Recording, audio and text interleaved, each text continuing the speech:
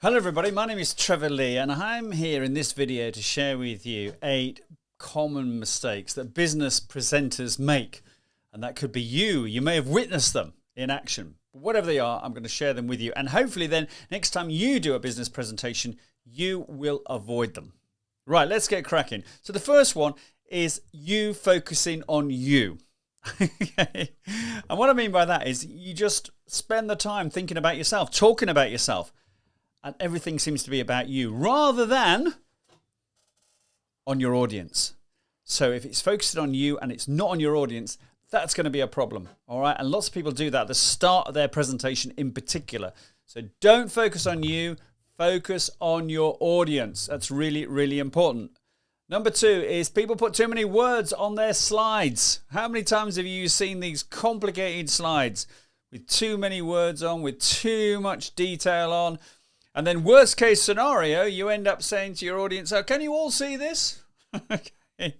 And of course, if you put too many words on a slide, then they don't know whether they're supposed to be reading the slide, they're supposed to be listening to you, whatever's going on. And it just makes it complicated because you might have 4, 5, 6, 7, 8, 100 messages on a slide. Which one am I supposed to take in? Which is the most important one? And then there is a danger that you, especially when you're presenting obviously in person, you will turn around and you will start to talk to the screen. So don't do that. So use your slides and view them as a prompt. They are not a script. So here's a challenge for you, and this might take some doing. All right, start on your slides with one word on one slide and build the words if you need to. But certainly don't add more than 5, 6 or 7. There's 4 on that slide, look. Look how powerful that is. There's even less on the next one. All right. Right, number 3 in the common mistakes is you start off on the wrong tone. Okay, what do I mean by that? Well, your audience, think about it. They're there because they're, as soon as you start, they're thinking, right, give me a reason to listen to you. Okay, and if you start rambling along, oh, isn't it lovely to be here? What a nice cup of coffee it was. Or you go back to you, the drum banging bit. Then that is not going to help them, engage with you. So it is the wrong start tone, as I would call it. So instead, what you're trying to do is you're trying to create some presence, some authority, some credibility. And by the way, that will also help you with your confidence. So set the tone at the start. And the way to do that is why you are there. So over the next 20 minutes, I'm going to share with you whatever it might be. And then once you've done that, explain what's going to happen. So everybody knows, everybody's in the loop, everybody feels comfortable. And do not explain what's going to happen by putting a slide up that looks like an agenda. All right, we don't need that. Right, that's 3 things. Number 4 common mistake is people simply don't practice or prepare enough in advance or devote enough time to it. Oh, I haven't got time for that, people do say. Well, frankly, if you haven't got time to prepare it or practice it, then, it can't be worth anything, can it? You might as well not bother to turn up. So start preparing early. And early is not the day before, even the week before. If it's that important, this presentation to you, then get yourself on your calendar and put aside some time and don't let anything else get in the way. Because if you do start preparing early, it will give you time to focus on the time you've got, the structure of your presentation, the content, the flow. All those are really important things that will ultimately make it successful. Not having enough time is not an excuse. All right. It really means if people say to me, oh, I haven't really had time, Trevor. I say, well, obviously the presentation, it doesn't matter. It doesn't get, it's, why are you bothering in the first place? And when you do practice, make sure you take it seriously. So there's mistake number 4, people not allocating enough time to preparation and practice. Right, mistake number 5 is mismanaging the Q&A. All right, and this happens so often. People just never even think about, the Q&A in advance. They just say, oh, there's a Q&A, right, let's go for it. So here's some thoughts around that. So number 1, think about putting the Q&A in before your final summary. Why do that? Well, sometimes when you do the final summary, everything can go a bit flat if it's at the very end. So you've kind of given your rousing finish, your big summary, and then suddenly, bang, you can't keep that going because the Q&A's come in and the momentum's gone because the questions are bad, they're not very good, or might not be any. So put the Q&A in before the final summary. And just in case you haven't, you're not getting any questions straight away, have a couple of rhetorical questions up your sleeve. Again, this is a common mistake. Presenters don't even think about this. So the way you would do that is whilst you're thinking about, asking me a question, the question I'm usually asked at this point in time is X or Y, whatever it might be. And make sure your rhetorical question is about a key part of your presentation.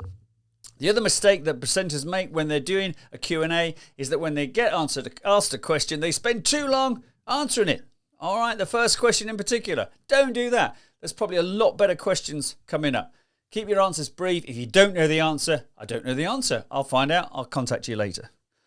Right, number 6 in the common mistakes is overrunning on time. And you don't really want to do that, do you? So the key thing is establish in the first place how much time have you got and be precise. Okay, sometimes people make a mistake by somebody saying, well, take as long as you like.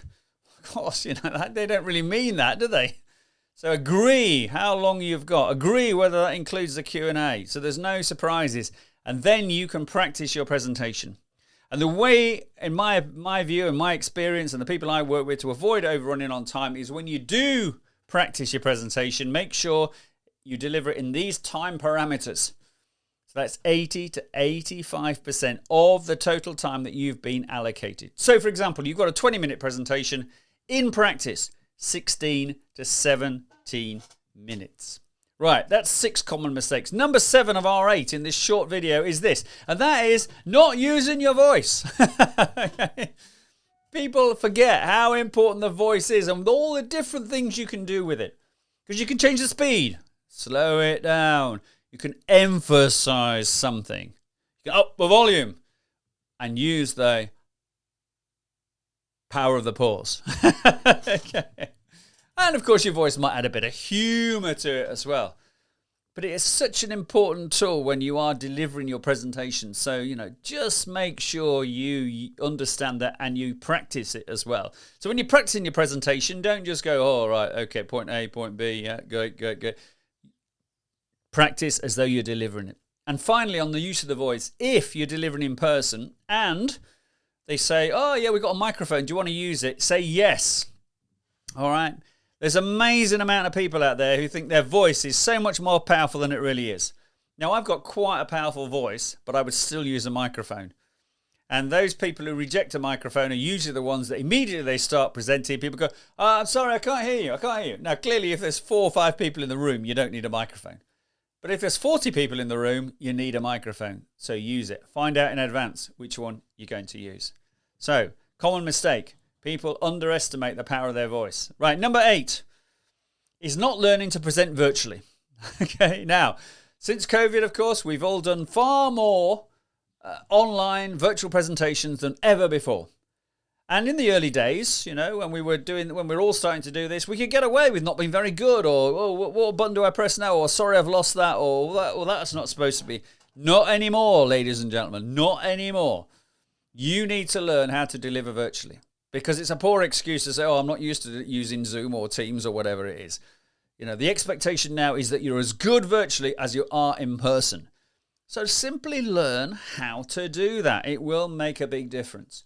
And including in that, well, before I say including that, look at my screen here. Here's a webinar I did back in, well, there you go, January the 31st.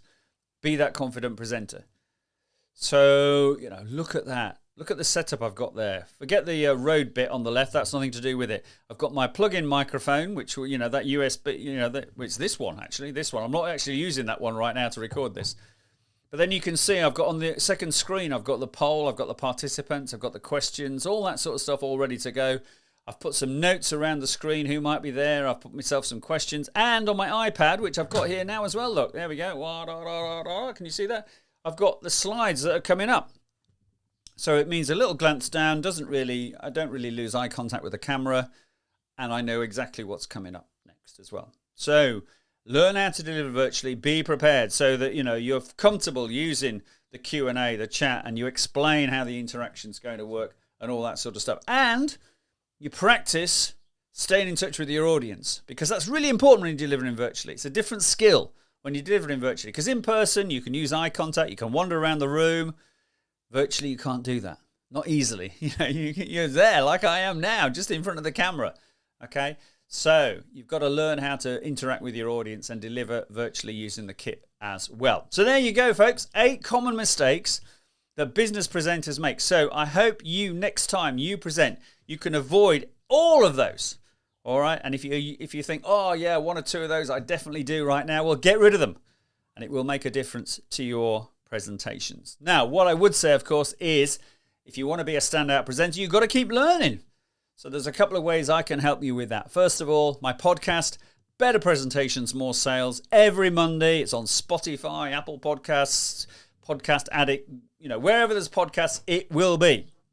And it's a combination of me sharing tips and ideas a bit like this. And one of the episodes recently was called 8 Common Mistakes, the same quality, the same quantity, the same stuff. What am I talking about?